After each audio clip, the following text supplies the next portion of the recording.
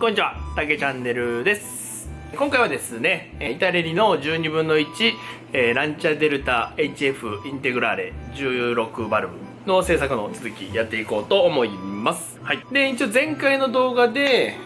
ボディのデカール張りをやりましたので、今回はそのデカールの保護と、あと表面の艶出しのために、クリアを吹いていこうと思います。で、今回は、クリアはね、あっちを使います。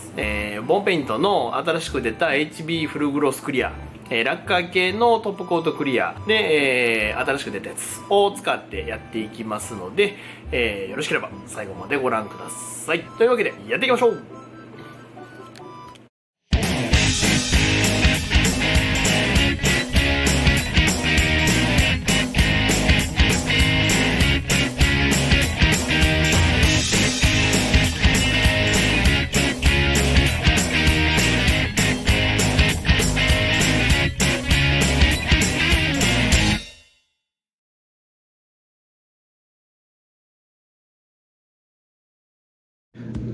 はい、そしたらですね、クリアを吹いていくんですけれども、クリア吹く前にボディは全体を水洗いしてきました。すべてのパーツ水洗いして、マークセッターとかデカルノリとか、その辺の、薬品関係というか、その辺のやつをね、全部きれいに洗い流して、しっかりと乾燥させました。はい、でちょっと何箇所か塗装がかけたところがあったんで、白の塗装がねかけたところがあったんで、そこも全部タッチアップをした状態になってます。なのでここからクリアを吹いていくんですけど、今回使うクリアはこれイレモンはちょっとねもう移し替えたんであれなんですけど、この間ボンペイントさんからね発売された、HB フルグロスクリア、こちら使ってやっていこうと思います。はい、これラッカー系のクリアになるんですけども、この間使ってみていい感じだったんで、ちょっと今後の主力クリアにしていこうと思ってるんでね、今回これを使ってやっていきます。はい、で一応50ml 入りのフルグロスクリアを1本丸々入れて、で同量の、これ水晶がこの薄め液になるんですけど、ペイント薄め液スタンダード、これを同量入れてで希釈したっていう状態になってます。だから今1対1の状態ですね。希釈率が1対1の状態になってます。で薄め液に関しては一応これが推奨ではあるんですけど、別にこれじゃなくてもいいっていうことなんで、それなりに溶かす力の強い薄め液であれば、他のものでも大丈夫ということなんで、他のもの、クワトロポルテとか、フィニッシャーズとかその辺のものでも大丈夫ということです。はい、そしたらクリア吹いていくんですけど、基本ねクリア吹く前はね、霧吹きでねこんな感じで塗装ブースの中のねホコリとかをしっかりと霧吹きで落としてあげて、そこから拭いていくってした方がトラブルが減りますんで、それでやっていきます。でカップにダーッと入れてあげて拭いていきましょう。でこっちのねキットの方もしっかりと静電気除去ブラシでホコリを除去してあげて、で上から拭いていきましょう。で今回使うのラッカー系塗料なんですけど、ラッカー系塗料でも一応マスクとかはねしっかりしてなるべく吸わないように気をつけながらやっていきましょう。ただやっていきます。ちょっとねここからマスクしてるから声こもりますけども、やっていきましょう。でまずはね、砂吹きからやっていきます。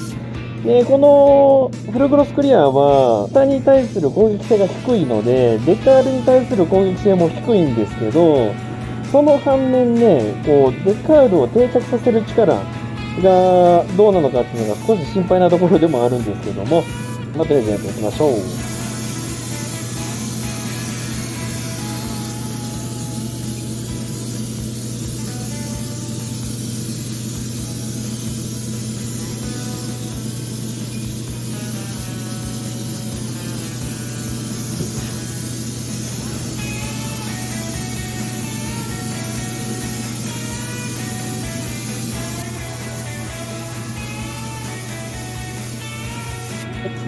はい、こんな感じでね、一旦軽く砂拭きをしてあげたら、これでねちょっと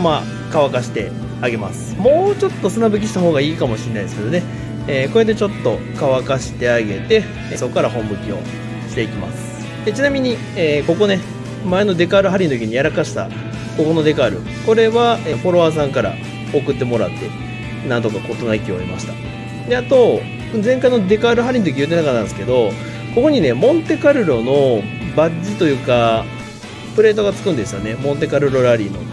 プレートがつくんですけど、あれ実写の場合ボディに直接貼ってるんじゃなくて、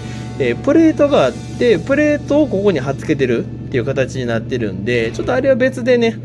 プラ板か洋白板かなんかにデカールを貼って後からここにペタッと貼り付けようと思ってるんで、今回今の時点では貼ってません。はい、そしたらね、ちょっと乾かします。はい、そしたら触れるぐらい乾きましたんで、ここからクリアを拭いていきます。で、中研ぎを間に入れたいんで、ちょっと拭いてみてどうかですけどね、多分2回ぐらいは拭いた方がいいかなと思うので、拭いていきます。希釈は一緒、1対1ですね。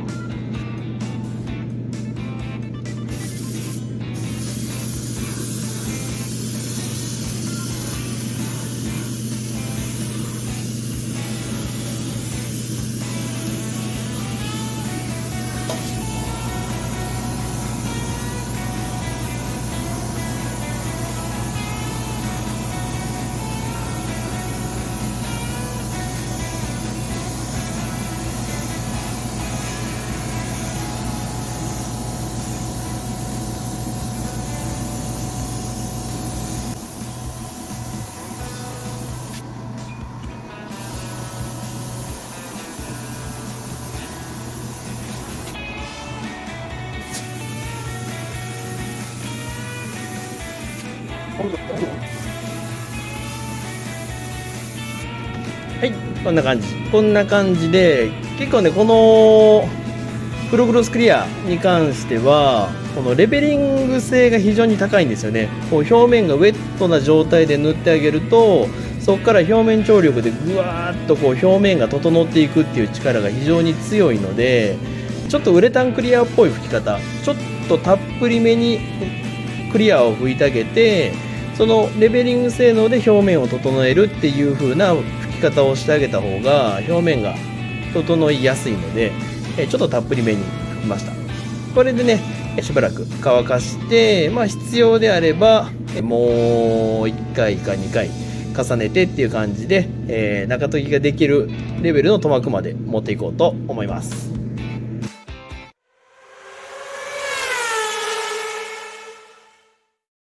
はい、そしたらですね、クリアを拭いて乾燥機で今5時間ぐらいかな、5時間6時間ぐらい乾燥させた形になるんですけども、だいたいね表面はこんな感じになりました。結構濃いめの希釈でね拭いてるんで、よく見るとちょっと柚子肌は若干あるんですけど、これはもう仕方ないので、こんな感じになってます。で最終的に30分おきの間隔であの後2回計3回拭きました。はい、計3回拭いて、このぐらいの感じだったら中研ぎできるだろうっていうぐらいの塗膜の厚みになったかなと思います。ちょっと削ってみてどうかですけどね、パッと見た感じだとこれぐらいでいけるんじゃないかなっていうぐらいの表面にはなったと思うので、これでね中研ぎをやっていこうと思うんですけど、その前にちょっと1個やっとかないといけないのが、結構気はつけてたんですけど、どうしてもね、こういうブリスターフェンダーのこういう谷になってる部分とか、これちょっと気泡が入ってるの分かりますかね。これはデカールが密着が不十分だって、その上からクリアを拭いたんで、ちょっとそのクリアに引っ張られて浮いてきちゃってるんですよねっていうのが起きてるんで、これはねちょっとこのまんま中研ぎをやっちゃうと、このマルティネロゴとかにもできてるんですよね、それがね。でこのまんま中研ぎをやってしまうと、そこの気泡が入ってポコって膨らんでるところだけ中研ぎで削れちゃって、そこだけデカールがなくなっちゃうって感じになっちゃうんで、これはね修正先にした方がいいので、カッターとか、あと針とかですねを使って、ここにちっちゃく穴を開けてあげる。で、マークセッターを使う人が多いんですけど、僕はいつもマークソフターを使います。ソフターをこうやってちょんと穴を開けたところにこうやって持ってあげる。こうやってあげて、でちょっとこのソフターが浸透するまで少し待ってあげる。その間に他に同じようなところがないかも確認しつつ、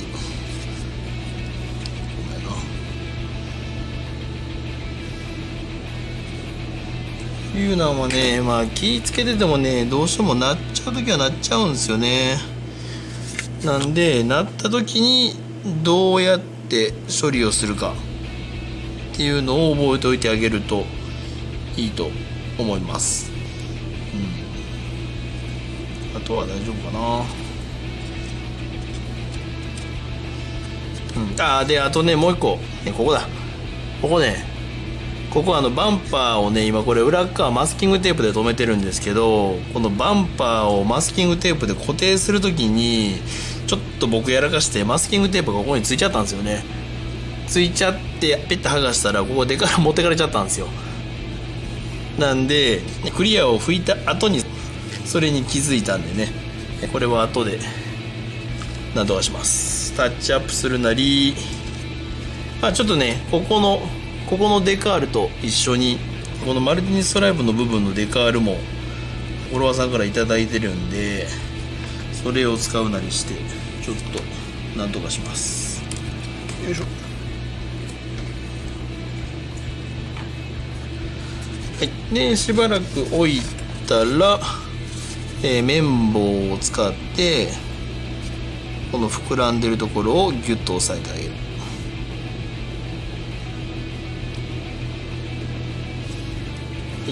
こんな感じ。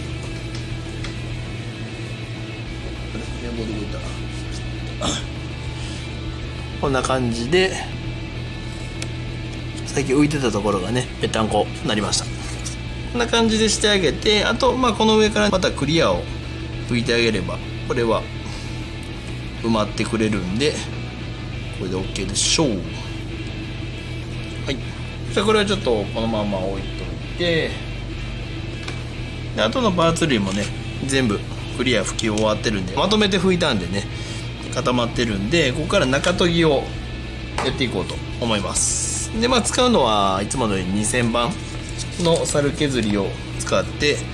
やっていくんですが、やること自体はいつもと一緒。このデカールの上を集中的に削ってあげるっていう感じでペーパーを当てていくっていう感じですね。こうやってペーパーを当ててあげると、これベースが白なんでねちょっと分かりにくいんですけど、こうやって軽くペーパーを当ててあげると分からんか、ここね、ここツヤがなくなって、でまたこのデカールの縁のところにちょっとツヤがあって、またデカールの上でツヤがなくなってって感じになってるんですけど、要はこれがペーパーが当たってない部分っていう感じになるので、これがなくなるようにペーパーで、デカールの上を削って段差を消していく。この周り削っちゃうとねいつまでもこの段差なくならないので、基本的にはこの段差の上の部分だけを削っていくっていう感じで削っていきます。でここはね人によりけりっていう部分だと思うんですけど、ここでねこの段差を完璧に消そうと思うと、この時点でかなりクリアを吹かないとダメになっちゃうんですよね。このデカールの厚みを全部埋めるぐらいクリアを吹かないといけないんで、かなりね何回もクリアを吹かないといけなくなっちゃうっていうのがあるんで、僕はいつもこの中研ぎの時点ではそこまで完璧は求めないし、そもそもデカールの段差は多少残ってても別にいいと思ってるぐらいなんで、そこまで僕は徹底的にはやらないんですけど、そこはもう人それぞれって感じですね。もうほんまにもう段差を一切残さずにトゥルントゥルンに仕上げたいっていう方だと、もっと厚拭きをした方がいいと思います。でそういう時に便利なのがウレタンクリアなんですよね。ウレタンクリアは塗膜の厚みをかなり稼ぎやすいっていうのがあるので、ラッカークリアみたいに何回も何回も拭かなくて済むんですよね。だいたいもう 2,3 回拭いてあげると、今回のラッカークリアと同じぐらいの回数を拭いてあげると、もうほぼ、完璧に真っ平らにできるぐらいの塗膜の厚みができてくれるんですよ。ただラッカークリアでそれをやろうと思うと、その倍ぐらい、5回から6回ぐらい、クリアを拭いてあげないとそこまでの塗膜の厚みにならないので、結局ね、塗装の回数を増やすっていうことは、そのホコリが噛んだりとか、なんかいろんなリスクの元になることが多いんですよね。なのでいたずらに塗膜を稼ぎたいからといって塗装回数を増やすと、結構僕はそれで痛い目に遭ってるっていうのがあるんで、そこはもう人それぞれって感じですね。だから24分の1とか20分の1とかだったらウレタンクリア使うとね、ちょっと塗装が厚ぼったくなっちゃう傾向があるんで、ラッカークリアを使うんですけど、こういうビッグスケールとかに関しては、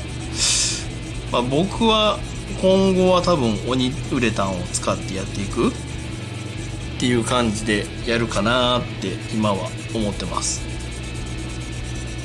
このボンペイントのねフルグロスクリアもいいんですけど、やっぱこのビッグスケールをそんだけの回数クリアを塗り重ねるってなると、塗料を使う量も半端ない量になっちゃいますし、でホコリが入ったりとかのリスクとかも考えるとね、もう鬼ウレタン使った方が楽でいいかなと思います。楽でリスクが減らせるっていう感じだと思うんで、そういうのはいろいろ考えて使う塗料を選んであげてもらったらいいんじゃないかなと思います。なんか鬼ウレタンのね評判がいいから鬼ウレタン使わなあかんっていうわけでもないですし、全てはね良し悪しだと思うんで、その辺自分の使い方とか求めるものに合わせていろいろ選んでみてください。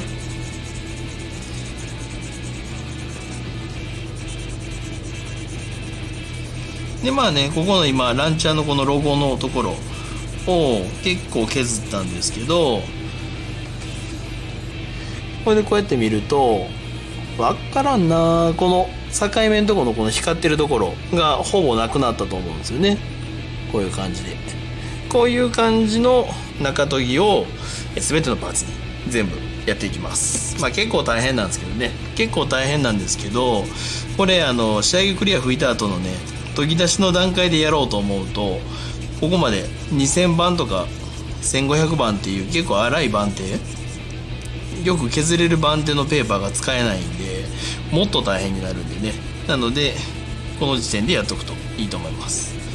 今使ってるこの2000番の傷はね、この後のクリアで消えるんで、安心してください。はい、そしたらこれでやっていきます。はい、そしたらね全部中研ぎが終わったんで、ここからもう一回クリアを拭いていこうと思います。で使うクリアは同じクリアを使うんですけど、少しだけ薄め液を足してます。で乾燥時間を調整するという意味で薄め液を少し足しました。でここから一気にね、とろっと塗り上げたいので、とろっとウェットな感じに塗り上げてしまいたいので、少し乾燥を遅らすために少し薄め液を足したんで、これをここから仕上げのクリアを拭いていきます。できれば1回で終わらせたいなと思うので、やっていきましょう。やっていきます。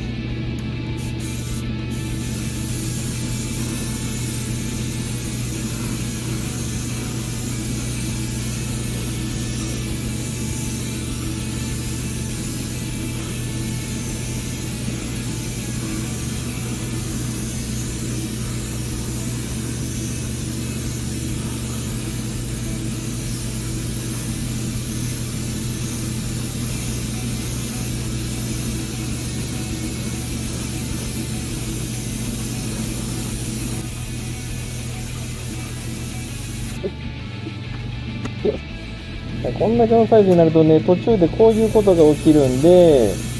ちょっとね、希釈を薄めにして、乾燥のね、時間を余裕持たせてあげると、ちょっと塗りやすくなります。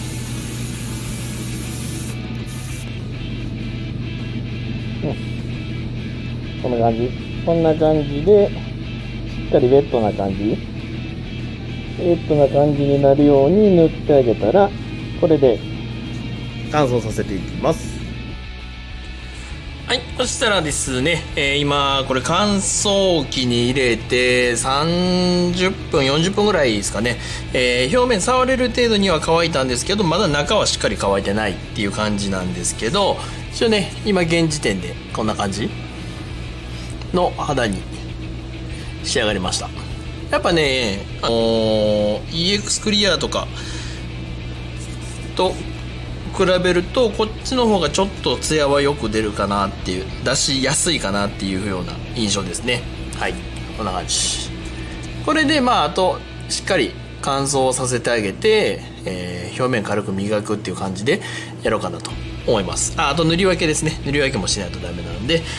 やろうかなっていう感じで考えてます。はい、なのでここからのね乾燥時間は、時間が許すんであればなるべくいっぱい取った方がいいっていうのがあるので、どれぐらい取りましょうかね。3日4日ぐらいは、最低でも乾燥させて、でそこから次の工程っ